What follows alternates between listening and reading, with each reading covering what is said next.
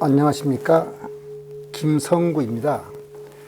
오늘은 반야심경과 양자역학에 관한 강의 중 제2부 공과 중도에 관한 강의 중 14번째 강의로서 내용은 용수가 말한 삼재계의 공과 중 가운데 마지막 중도에 대해서 말씀을 드리고자 합니다. 중도 중에서도 특별히 용수가 말하는 팔불중도에 대해서 설명을 드리고자 합니다. 먼저 예비적으로 공과 중을 다시 한번 설명하겠습니다. 뭐냐면 공은 일체 사물이 연기적인 관계에 있으므로 그로 인해 사물을 본질적인 측면에서 보아서 그 실체를 부정하는 것입니다. 근데 가는 뭐냐면은 사물의 현상적인 측면에서 보아서 긍정하는 것입니다. 근데 긍정을 하되 어디까지나 가유로서 긍정하는 것이 그것이 가입니다. 그러니까 중은 뭐냐면 공과 가를 함께 부정하기도 하고 함께 긍정하기도 하는 관점을 말하는데, 이렇게 말하면 중도의 뜻이 까다로운 것 같기도 하고 함께 부정하기도 하고 함께 긍정하기도 한다니까 말장난 같이 들릴 수도 있지만은, 우리가 이런 현상을 양자역학의 입자 파동의 이중성에서 봤습니다. 거기서는 입자 파동은 전혀 논리적으로 양립할 수 없는 성질인 것인데도 불구하고 하나의 물리적 대상이 관측자의 관찰하는 방식에 따라서 입자로 나타나기도 하고 파동으로 나타나기도 하죠. 따라서 입자 파동의 이중성처럼 색과 공은 다르지만 그것이 결코 둘인 것도 아니라는 그런 뜻입니다. 이런 이유에서 우리가 깨치지 못한 사람들이라면은 반야심경에서 말하는 것 같은 색, 즉 시공 같은 말을 이해하기 어려운데, 양자역학을 통해서 이미 그런 현상을 우리가 알기 때문에 반야심경의 내용을 이해할 수 있는 것입니다. 그래서 반야심경은 시고 공중 무수상행식, 무안이 비서스니 무색 성향 미촉법, 무무명 영 무무명진 내지 문호사 영 문호사진, 무고진멸도 무지영무득이라고 합니다. 그래서 공 가운데는 색도 없을 뿐만 아니라 무수상행식이에요. 그러니까 정신적인 것도 없는 거죠. 그뿐만 아니라 무명이라는 것도 없고 무명이 다 했다는 것도 없고 늙어 죽는 것도 없고 늙어 죽는 것이 다 했다는 것도 없고, 그 다음에 불교에서 말하는 고진멸도의 사성제도 없어요. 고통도 없어요. 그 다음에 지혜라는 것도 없고 지혜를 얻을 것도 없다. 이 모든 걸 부정하니까 이게 도대체 뭐야 하는 생각을 하게 되겠지만은, 적어도 이것을 우리가 물질적인 것에 대해서 양자역학과 비교해 보면은 반야심경과 양자역학의 내용은 굉장히 유사합니다. 그것은 우리가 제3강의 확률파와 제7강의 사물의 실제성에 보면은 여기에 대한 설명이 나와 있죠. 그 다음에 정신적인 거, 자아의 실제성에 관한 신경과학적 관점 역시 반야심경과 별 차이가 없습니다. 여기에 대해서는 이미 지나간 강의 중에서 불교에 대한 세 가지 오해 제2부 무아윤회 제17강, 제18강, 19강, 또 여기에 쓰지 않았습니다만 제10강도 이 내용입니다.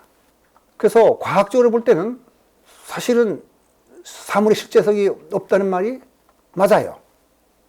그런데 반야심경은 공의 이치를 깨달은 자, 하지만 조견, 오온, 개공, 이렇게 깨달은 사람이 입장에서 설명한 것으로서 이치가 그렇다고 하더라도 깨달음이 없는 사람의 입장에서는 휠러가 말한 것처럼 우리가 보는 세상은 너무나 현실적이어서 그것을 부정할 수 없습니다. 휠러의 설명은 제가 제13강 가에서 설명을 드렸죠.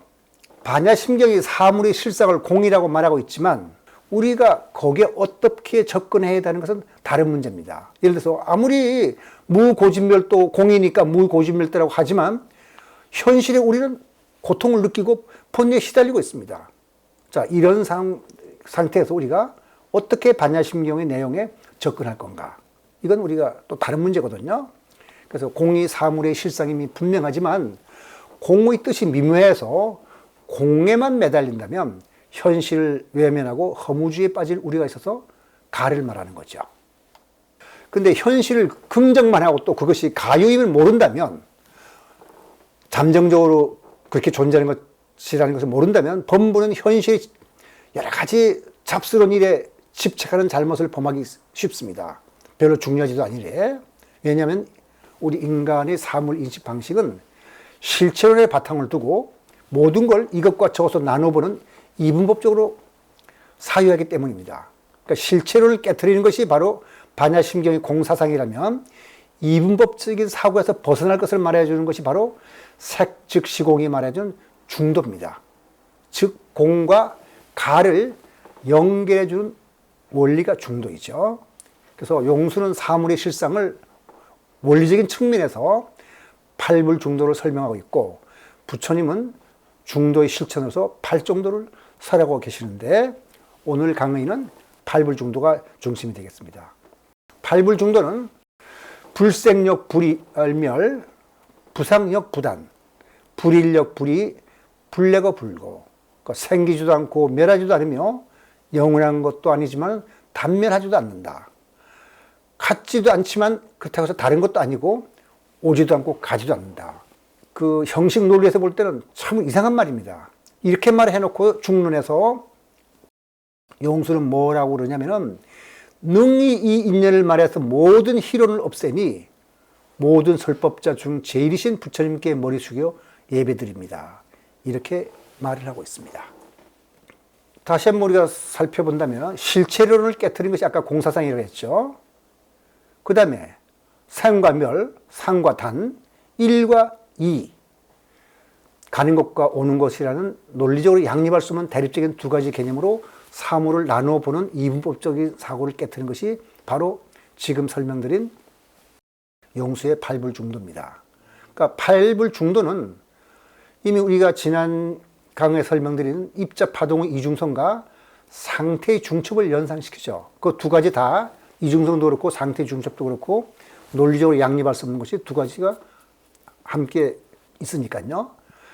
그 용수가 양자 현상을 알 리가 없을 텐데, 신기하게도 그는 중론에서 이분법적 사고의 잘못을 논증하고 있습니다. 적어도 우리가 과학적으로 알 수 있는 것은 사물의 이중성과 상태의 중첩이 바로 논리적으로 양립할 수 없는 두 가지 성질을 하나의 사물이 갖는다 하는 것을 알고 있는데, 용수가 그걸 알고 있어요. 색즉 시공은 물론 생사즉 열반, 본내즉 볼이라는 이러한 대승불기의 그 주장되는데, 이거 역시 이분법적 사고를 깨트리는 중도 이치와 함께 실천적 의미를 담고 있습니다. 실제로. 그래, 팔불중도 중 불생력 불멸과 불내역 불거는 반야심경에서 말하는 사리자, 시제복 공상, 불생 불멸, 불구부정, 부중 불감과 그 뜻이 같다고 말해도 좋을 겁니다. 지난번에도 말씀드렸습니다만, 물질계에서 불생불멸이라고 한다면 제일 먼저 떠오르는 것은 에너지 보존의 법칙입니다. 적어도 물리학을 한 사람들이라면. 근데 그 문제는 아무 에너지 문제 때문에 어떤 문제가 있어서 에너지 보존에 관한 것은 물리학과 우주를 충분히 살펴본 뒤에 제가 설명드리겠다고 그전 강의에도 말씀드렸지만, 오늘도 똑같은 말씀을 드리고, 오늘은 팔불중도의 이해를 위해서 사건 중심의 세계관에서 복습을 하겠습니다. 복습은 어디냐면, 불교에 대한 세 가지 오해에서 이미 강의를 했는데, 그때 2부 무아윤의 제 10강의 내용을 그대로 옮겨다가 살펴보겠습니다. 존재와 사건이라고 했죠. 먼저 물리학자 스몰리라는 사람이 양자 중력의 세 가지 길이라는 책에 썼는데, 거기 107페이지부터 121페이지인 것을 제가 요약한 건데, 이런 말입니다. 이 스몰린이 세상에는 두 가지 종류의 사물이 있는 것 같다. 돌멩이나 깡통처럼 그 성질만 나이라도 완전히 설명할 수 있는 것들이다. 다른 하나는 과정으로서 이해할 수 있는 것들이다. 그러니까 사람이나 문화 같은 존재는 단순한 사물이 아니라 시간에 따라서 전개되는 과정들이다. 또 사건의 흐름이라는 뜻이죠. 세상에는 무엇이 존재하는 것처럼 보인다. 그런데 사물이 이렇게 어떤 것과 과정으로 나누는 것은 착각이다. 어떤 것이란 존재하지 않는다 그랬죠. 놀랍죠? 반사신경은 똑같아요. 단지 서서히 변하는 것과 빨리 변하는 것의 차이가 있을 뿐이다. 우주에는 물체와 과정이 존재하는 것이 아니다. 빠른 과정과 느린 과정이 있을 뿐이다. 아까 말씀드린 돌멩이나 깡통은 변하지 않는 것처럼 보이는데 서서히 변해가기 때문에 우리가 보는 시간 동안 변하지 않는 것처럼 보일 뿐이지 그것도 역시 느린 과정으로서 변해가고 있다는 뜻입니다. 우주가 물체로 구성되어 있다는 환상은 고전약을 구성하는 바탕이 되었다. 휠러가 자기가 사물의 실제성을 부정하고 싶은데 우리 눈에 전개되는 것이 너무나 현실적이어서 이것을 어떻게 부정하느냐는 라이프리치 말을 따른다고 했는데 여기도 그런 말이 나와요. 그건 환상이다. 그리고 그런 환상이 바로 고전 역할을 구성하는 바탕이 되었다 그러거든요. 우리 보통 사람들이 갖고 있는 실체론과 이분법적인 사고는 사실은 잘못인데 그럼에도 불구하고 그런 환상을 바탕으로 고전 역학을 만들어서 우리가 세상을 설명했다 왔다는 뜻입니다. 그 현대 물리학의 양대 기둥이라고 할 수 있는 상대성 이론과 양자론은 우리 우주가 과정들의 역사라고 말하고 있다. 운동과 변화가 주된 것이다. 모든 것은 변해간다. 이건 뭐죠? 재행무상이죠. 불교에서 말하는. 그래서 근사적이고 임시적인 뜻으로 말하는 것이 아니라면 임시적인 것이 뭐예요? 지금 용수가 말하는 3대계 중에 가를 말하는 거 아니겠습니까? 그래서 임시적인 뜻으로 말하는 것이 아니라면 세상에 존재하는 것은 아무것도 없다. 그렇죠? 바로 용수가 3재계에서 인형소생법을 공이라고 또 그것을 가명이라고 부른 것과 물리학자 스몰이 같은 말하고 있습니다. 무엇이 존재한다는 것은 잠정적으로 그런 것이 존재하는 것처럼 보일 뿐인 것입니다. 자, 우주는 많은 사건들로 구성되어 있다. 계속해서 지금 스몰린이 하는 말입니다. 한 사건은 과정의 가장 작은 부분 또는 변화의 가장 작은 단위로 구성될 수 있다. 그 사건들의 우주는 관계론적 우주다. 다시 말해서 다른 것과의 관련성을 통해서 무엇을 기술하는 것이니까 그리고 두 사건이 가질 수 있는 가장 중요한 관계는 인과관계다. 이게 뭐죠? 바로 연기법이 우주 운행의 근본 원리라는 뜻입니다. 연기법이라는 말을 사용하지 않았지만 그 다음에 카르 로벨리라는 물리학자도 스몰린과 거의 비슷한 말을 하는데 이 사람은 인간에 대해서까지도 설명하기 때문에 제가 설명드립니다. 이 사람은 책을 2개를 썼는데 우리나라에 번역된 것으로서는 우선 첫 번째 보이는 세상은 실제가 아니다. 이게 뭐죠? 반야신경 하는 말이잖아요. 그 책 제목이 바로 그거예요. 이 책 136페이지에 사물이 있어서 관계를 맺는 것이 아니라 관계가 사물의 개념을 낳는다. 우리가 생각하는 거하고 거꾸로죠. 나중에 나오겠지만 반야심경에 우리가 원리 전도 몽상이란 말이 있습니다. 우리가 뭔가를 거꾸로 생각하는 것에부터 벗어나라. 여기에 바로 그 말이 나오네요. 사물이 있어서 관계를 맺는 것이 아니라 관계가 사물의 개념을 낳는다. 양자역학의 세계는 대상들의 세계가 아니라 사건들의 세계이다. 여기서 말하는 대상들은 무엇이 존재하는 것들이 사건을 일으키는 것이 아니라 사건들이 그런 존재를 만들어낸다. 이런 얘기죠. 양자역학은 세계를 이런저런 상태를 가진 사물로 생각지 말고 과정으로 생각하라고 했다. 요거는 스몰린이 말한 것과 마찬가지죠. 시간은 흐르지 않는다라는 제목의 책인데 거기에 10페이지 이런 말이 있습니다. 과거는 정해졌고 미래는 열려있고 우리가 생각하는 시간이 그런 거잖아요. 하지만 이 모두가 틀린 것으로 나타났다. 시간의 특징적인 양상들 하나하나가 우리의 시각이 만든 오류와 근사치의 결과물이다. 이 책 107페이지 보면 이런 말이 납니다. 물리적인 세상의 사물로 존재자들로 이루었다고 생각할 수는 없다. 세상은 결코 그렇게 작동하지 않는다. 반면에 세상이 사건이 네트워크라고 생각하면 작동한다. 이거는 스몰린이 한 말 같은 말이죠. 여기에 스몰린과는 좀 다른 말을 하고 있습니다. 가족도 사물이 아니라 관계와 사건, 느낌의 총체다. 그렇다면 인간은 어떨까? 당연히 사물이 아니다.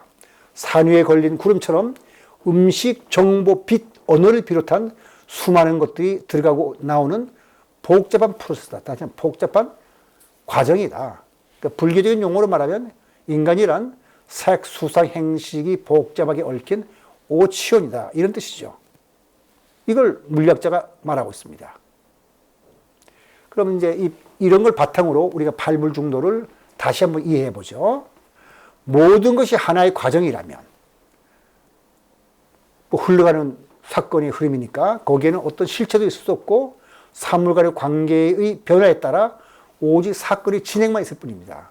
그렇다면 존재의 생명은 처음부터 있을 수 없어요. 존재는 없는데. 그러니까 불생불멸이죠. 불례불거도 마찬가지입니다. 그러니까 깡통과 돌멩이도 결국 천천히 변해가는 과정일 뿐이지만 흥미있는 것은 삶과 죽음입니다. 우리는 사는 건 정말 살아있고 죽으면 없어지잖아요. 그러니까 생명 또는 나라는 것이 정보가 드나드는 복잡한 과정이라면 로벨리가 말하는 것처럼 이것은 시작도 끝도 없이 계속되는 어떤 과정, 사건의 흐름일 뿐입니다. 우리 눈에는 그렇게 안 보이지만 사건이 생겼다가 사라지면은 그 사건이 원인이 돼서 사라지긴 했지만 새로운 사건이 생겨나요. 그리고 그 사건이 사라지면서 새로운 사건이 나가지고 끝없이 사건이 이어지는데 그게 사건의 흐름이죠. 근데 그 사건의 흐름 속에는 인과관계로 연결되어 있습니다. 사라진 사건이 그냥 사라진 것이 아니라 어떤 정보를 그 다음 사건에서 주어서 이어지는 것이죠. 그러니까 삶과 죽음이 시작도 끝도 없이 반복되는 사건의 흐름일 뿐이라고 한다는 것은 삶과 죽음이라는 것이 분리된 어떤 특정한 상태가 아니라는 겁니다. 요것은 삶, 요건 죽음. 그런 게 아니고 마치 자고 깨는 것이 합쳐져서 우리 삶을 이루는 것처럼, 그죠? 자고 깨는 것이 반복되는 것이 현실의 삶인 것처럼 죽고 태어나서 살다가 다시 죽고 태어나는 이 모든 것이 하나의 흐름으로서 모든 생체가 갖는 생명의 실장이라는 뜻입니다. 이것이 바로 불상력 부담과 불인력 불이의 이치로서 상주단매를 떠난 중도의 이치인 거죠. 다시 말해서 늘 똑같은 것은 아니고 끝에서 죽었다가 끝나는 것이 아니니까 그게 바로 불상력 부담입니다. 불인력 불이도 마찬가지죠. 왜냐하면 변해가니까 같은 것이 있을 수는 없어요. 그렇지만 인과로 연결됐기 때문에 또 다르다고 할 수 없었거든요. 그래서 그것을 줄여서 말한다면 동일성은 없지만 연속성이 있다는 우리가 말할 수 있는데 이 말이 바로 그런 뜻입니다. 즉 무아윤회가 왜 무아윤회냐? 동일성이 없기 때문에 무하고 그 다음에 연속적으로 계속해서 뭐가 변해가면서 이어지기 때문에 윤회라는 거죠. 즉 무아윤회가 긴 세월 동안 진행되는 삶의 여정이라는 것을 이 불상력 부담과 불인력 불이가 말해주고 있습니다. 그래서 불생불멸이 사물의 생성과 소멸, 생명체의 경우 삶과 죽음에 관한 문제를 말하는 것이라면 불상부단은 겉보기에서 생겨난 존재자와 멸한 존재자 간의 연속성에 관한 논입니다. 그러니까 사건 중심의 세계에서 볼 때는 존재자라는 것도 없고 멸한 존재자가 없지만은 잠정적으로 겉으로 볼 때 가립된 존재 사이에 연속성에 관한 논입니다. 그러니까 불상력 부담과 불인력 불이는 사건 중심의 세계관에서 보면 너무나 당연한 일입니다. 세상 사물이 사건과 사건의 흐름으로 이루어졌기 때문에 일어난 사건은 사라지기 마련이죠.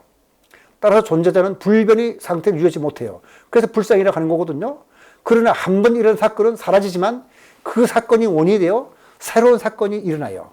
그래서 끝나지 않았다는 뜻에서 부단이라고 하는 겁니다. 그러니까 불상력 부담과 불인력 불이로서 삶과 죽음을 해석하면 무아인화가 됐죠. 불상은 삶의 동일성이 없음을 말하고 부단은 죽음으로 사건의 흐름이 끝나지 않음을 말하기 때문입니다. 참고로 우리가 우리 자신에 생각해 보면 10년 전의 나와 오늘의 나 사이에 동일성이 없어요. 10년 지나면 물질은 다 바뀌었고 생각도 바뀌었고 느낌도 바뀌었고 다 바뀌었어요. 그러나 인과로 연결된 연속성이 있습니다. 즉 불상력 부단은 부처님이 말씀하신 상주론과 단면론을 모두 부정하는 부처님의 설법과 같은 뜻이 되겠습니다. 그래서 이제 강의를 마칠 때가 되어서 정리하자면 무아와 윤회는 부처님과 여러 선지식들이 체험한 것이지만 보통 사람들은 정상적으로 그것을 체험할 수 없기 때문에 무아를 허무주의로 생각하고 윤회를 믿지 않습니다. 그러나 연기법이 옳다면 중도 이치가 옳을 수밖에 없고 중도가 옳다면 무아윤회가 옳게 됩니다. 비록 체험이 없을지라도 업과 윤회를 믿는 사람은 마음과 생각과 말과 행동을 올바로 하려고 노력을 하게 되겠죠. 왜냐하면 모든 것이 내 책임이기 때문에 나의 운명이나 이건 모든 것 내 책임이기에 나의 삶과 존재는 한순간 존재했다가 사라진 것이 아니고 계속 이어지는 것이기 때문에 잘하려고 노력할 거예요. 그래서 중도를 간단히 말씀드렸습니다만은 단순히 팔불중도를 이해하는 것으로 그쳐도 좋을 만큼 단순한 개념이 아닙니다. 지금 반야성의 전체가 결국 공과 중도에 대한 얘기거든요. 그러니까 계속 공과 중도에 대해서 얘기를 해야 되는데 그 사물의 실상을 말해주는 원리가 중도일 뿐만 아니라 인간이 바른 길을 가도록 이끌어주는 실천적인 수법을 말해주는 불교의 핵심적인 개념이 바로 중도입니다. 그래서 여기에 대해서는 앞으로도 계속해서 살펴보겠지만 다음 15강에서는 먼저 그 반야성경에서 말하는 것 같은 최고의 진리와 세속적 진리에 대해서 한번 살펴보도록 하겠습니다. 오늘 강의는 여기서 마치도록 하겠습니다.